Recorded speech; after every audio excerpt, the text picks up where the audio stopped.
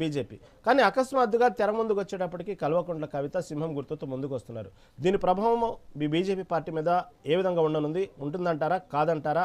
అంతగా చెప్పుకోదగ్గటువంటి అవసరం లేదంటారా? దీని గురించి ఏమంటారు? మెగా 9 టీవీ ప్రేక్షకులకు మరియు ప్యానలిస్టులను అందరికీ, జోజిరెడ్డి గారికి మరియు పద్మాకర్ రెడ్డి గారికి అందరికీ నమస్కారం.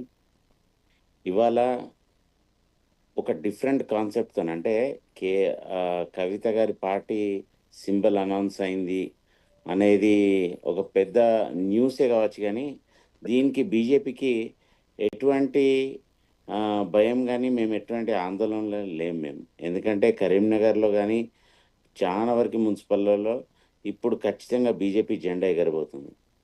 ఇవాళ మహారాష్ట్రలో ఉన్న జోష్ మరియు కేరళలో ఉన్న జోష్ ఇక్కడ క్యాడర్లో కనిపిస్తుంది అది.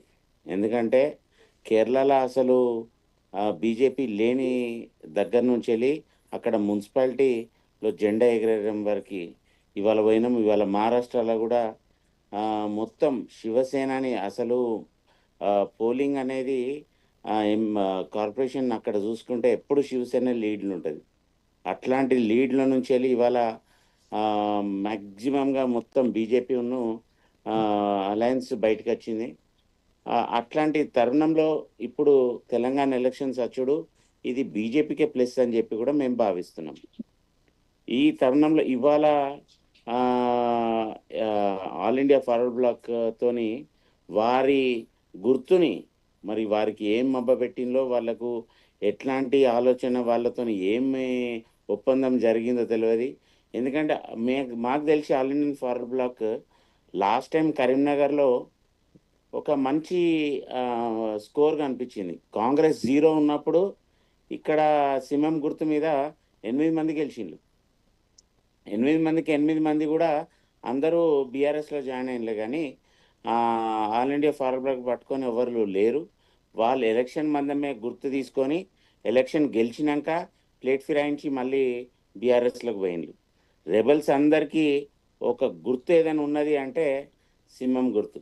అసలు సింహం ప్రత్యేకానికి సింహం గుర్తు అంటేనే ఒక ఫెరోషియస్ అది. కానీ ఇక్కడ రెబల్స్కి అందరికీ ఒక దొంగ గుర్తుగా తీసుకొని ఇప్పుడు కవిత గారు కూడా అదే తోవలో నడుస్తాడు. ఒక మంచిది కాదు, ఈ సూచకం కూడా మంచిది కాదని చెప్పి కూడా నేను భావిస్తున్నాను. అయినా వాళ్ళు సింహం గుర్తు తీసుకున్నా కూడా మాకు ఎట్లాంటి ఒరిగేది లేదు. We are very much confident. మా ఎంపీ గారి మా కేంద్ర మంత్రి గారి సహకారంతో ఇక్కడ ఖచ్చితంగా మేము ఫామ్ చేస్తున్నామని చెప్పి కూడా మేము తెలియజేస్తున్నాం. ఓకే జితేంద్ర గారు, మళ్ళీ మీ దగ్గరకు వస్తాను. పద్మాకర్ రెడ్డి గారు నమస్తే అండి.